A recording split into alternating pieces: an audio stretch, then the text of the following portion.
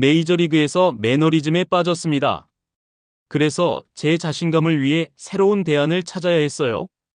2025 시즌을 위해 기아 타이거즈는 2024년 12월 16일 총액 100만 달러의 풀베팅으로 새로운 외인 투수인 애덤 올러를 영입했습니다. 기아의 입장에서는 이게 웬 떡이야라고 할 수 있는 선택이었는데요. 제임스 네일과 함께 원투펀치의 확실한 대안을 확보했다고 평가했습니다. 그러면 지난 시즌까지 메이저리그에서 투구를 하던 애덤 올러는 왜 한국으로 오게 되었을까요? 최고 구속 99마일, 거의 160km에 육박하는 파이어볼러인 애덤 올러, 과연 KBO 리그에서 최고의 커리어를 이룰 수 있을까요? 기아 타이거즈의 새로운 외국인 투수인 애덤 올러의 모든 것에 대하여 알아보겠습니다. 구독과 좋아요는 영상 제작에 큰 힘이 됩니다. 애덤 올러는 2016년 피츠버그 파이리츠의 20라운드 지명을 받고 프로로 전향했습니다. 하지만 경험 부족으로 인하여 이렇다 할 활약을 펼치지 못하고 팀에서 방출되었고 독립리그 활동 후 경험을 쌓고 다시 메이저리그에 재도전을 했죠. 결국 계속되는 도전 끝에 2022년 오클랜드 애슬레틱스로 트레이드되면서 메이저리그에 데뷔를 하게 되었는데요. 주로 선발과 불펜을 오가면서 활약했으며 팀에서는 발전 가능성이 높은 유망주로 기대를 많이 했습니다. 많은 시행착오 끝에 경험을 쌓고 차근차근 더 나은 리그로 상승을 하고 있던 선수였습니다. 하지만 큰 무대인 메이저리그에서 확실하게 좋은 성적을 거두지 못하면서 마이너리그와 병행하다시피 했습니다. 결국 메이저리그에서 통산 3시즌의 경험을 했지만 주전으로 치고 올라갈 수 있는 확실함이 없었죠. 애덤 올러는 메이저리그와 마이너리그를 오가며 성공과 실패를 모두 경험한 선수입니다. 그리고 신인 드래프트를 통하여 팀을 선택한 후 방출까지 당하면서 힘들게 살아남았는데요. 독립리그인 호주리그에서부터 순차적으로 커리어를 쌓으면서 결국 최고의 무대인 메이저리그까지 올라온 선수입니다. 정말 다양하게 팀을 바꿔가면서 자신의 능력을 입증받았습니다. 2021년 뉴욕 매치의 트리플 A팀인 시라큐스 매치로 승격되었고 8경기 평균 자책점 2.45로 시즌 종료 후 처음으로 40인 로스터에 포함되는 쾌거를 누렸습니다. 애덤 올러는 2022년 오클랜드로 이적하면서 두각을 나타냈는데요. 메이저리그 개막 로스터에 처음으로 승선을 했으나 5월 14일 LA 에인절스와의 경기에서 패전을 당하고 평균 자책점 12.27로 상승하면서 마이너리그로 떨어지게 되었습니다.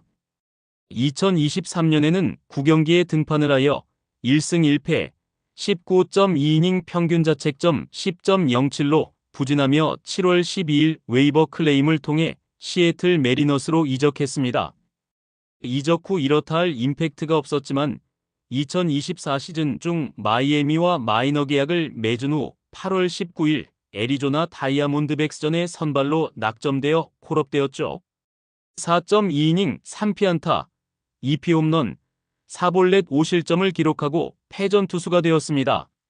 그 이후 꾸준히 선발 로테이션을 소화했지만 다시 마이너리그로 권리가 이관되자 FA를 선언했죠.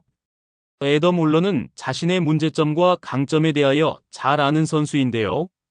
패스트볼은 평균 151km 정도에 머물며 최고 154km 정도를 던지는 투수입니다. 158km의 빠른 공을 던졌던 이력도 있습니다. 컨트롤이 좋아 스트라이크 존에 꽂아 넣는 능력을 가지고 있는데요. 140km 이상으로 형성되는 슬라이더는 우타자를 상대할 때 유용하게 사용이 됩니다. 서드 피치로 체인지업을 구사하며 제임스 네일과 함께 주무기 스위퍼와 비슷한 구종인 슬러브를 활용하여 원투펀치 역할을 할 것으로 보이죠. 애덤 올러는 메이저리그 통산 총 36경기 136.1이닝을 소화했고 총 평균 자책점은 6.54를 기록했던 선수입니다. 기아 타이거즈가 영입할 때도 굉장히 조심했던 선수인데요. 최초 2024년 11월 13일 현지에서 애덤 올러의 기아행의 소식이 전해졌지만 기아에서는 일단 부인했었죠. 그 당시 제임스 네일과 에릭 라우어와 완전히 정리가 되지 않았던 상황이었기 때문입니다. 조용히 물밑 협상으로 결국 기아 타이거즈행이 결정이 되었고 2024년 12월 16일 총액 $100만 기아에 입단을 했습니다. 애덤 올러는 지속적으로 메이저리그에 도전을 하다가 한계에 부딪힌 것으로 보이는데요. 올러의 인터뷰에서 KBO 리그 선택 이후로 두 번째 기회를 위해서라고 말했습니다. 올러 본인도 다양한 카드를 준비하고 있었던 것으로 보입니다. 갑작스럽게 제구력이 흔들릴 때도 있고 자신의 강점이 점점 보이지 않게 되었죠. 그렇기 때문에 한 단계 낮은 리그로 가는 것은 자신에게 자신감을 찾기 위한 방편이라고 생각합니다. 올러는 KBO는 단순히 외국 리그가 아닌 나 자신을 새롭게 하고 문제점을 고쳐나갈 수 있는 시간이라는 언급도 있었죠. 일단 2024년 KBO 리그 통합 우승팀인 기아 타이거즈라는 팀을 좋게 보아왔던 상황에서 여러 조언도 받은 것으로 보이죠. LG 트윈스의 오스틴 디는 마이너리그 시절 함께 운동을 했던 절친으로 한국 무대가 선수로서 성장할 기회가 될 것이라고 추천을 받았고 전 삼성 라이온즈 출신인 벤 라이블리도 클리블랜드 트리플 A 시절 동료였던 선수로 KBO 리그 야구 스타일과 팬문화에 대해 상세히 전해주며 한국행을 권유했습니다. 그리고 전 요미우리 자이언츠의 타일러 비디도 아시아 야구 스타일에 대하여 조언하며 KBO 정도면 올러에게 맞는 리그라고 조언했죠. 이러한 조언들은 단순한 추천이 아니라 올러에게 KBO 리그가 자신의 약점을 보완하며 커리어를 이어갈 무대라는 확신을 심어주었는데요. 기아의 미국 어바인 스프링 캠프장을 통해 애덤 올러는 KBO 리그 훈련 시스템이 더 체계적이다라고 말하며 매우 만족한 모습을 보였는데요. 일단 메이저리그에서는 주력 선수가 아니었지만 KBO 리그에서는 집중을 받는 메인 투수로 중요도가 다릅니다. 그렇기 때문에 기아도 올러에게 매우 많은 투자를 하고 있는 것이죠. 결국 팀과 선수가 모두 윈윈할 수 있는 상황이기에 서로 만족감이 좋을 수밖에 없습니다. 또한 올러가 기아를 선택한 이유는 2025 시즌도 KBO 리그 팀 중에서 가장 강력한 뎁스를 유지하고 있다는 점이었는데요. 자신의 제구가 잠시 흔들리더라도 팀 타선에서 충분히 보완해줄 희망도 있었을 것입니다. 마이너리그 시절 9이닝당 볼넷 비율이 상당히 높은 편이었고 메이저리그에서도 9이닝당 볼넷 4.3개를 기록하며 제구 불안이 약점으로 꼽혔습니다. 본인 스스로도 내 문제 중 하나가 커맨드였다고 언급할 만큼 제구가 문제였습니다. 하지만 KBO 리그에서는 다른 모습을 보일 것이라고 평가하는데요. 메이저리그의 타자들은 올러 같은 스타일의 투수에게 상당히 강한 모습을 보이는 편이라 초구부터 피하는 모습을 보였기에 볼넷의 위험도도 높았습니다. 그러나 KBO 리그에서는 현재 자신의 강점을 바탕으로 강대강으로 붙어도 충분히 할 수 있다는 자신감이 생긴다고 말하는데요. 메이저리그처럼 초반부터 피하면서 맞춰잡는 모습이 아닌 강하게 상대를 압박하는 투구를 보일 것으로 보입니다. 일단 150대 중후반의 최고 구속을 유지하고 150 이상의 평균 패스트볼로 KBO 리그의 타선을 압박하고 커브, 슬라이더, 체인지업 등 변화구의 다양함과 특히 결정구인 슬러브는 상대적으로 매우 강점을 보일 것으로 판단하고 있죠. 초구부터 최대한 스트라이크를 많이 던지는 과감함이 필요하고 꾸준한 이닝을 소화하여 2025 시즌에는 150이닝 이상이 목표이죠. 이를 위하여 체력 관리와 구속 유지는 매우 중요합니다. 올러는 단순히 개인 성적에만 목표를 두지 않았는데요. 기아가 강력한 우승 후보인 만큼 2025 시즌에도 2연속 통합 우승을 목표로 제임스 네일과 함께 원투펀치를 형성해 선발진을 책임지겠다는 각오를 다지고 있습니다.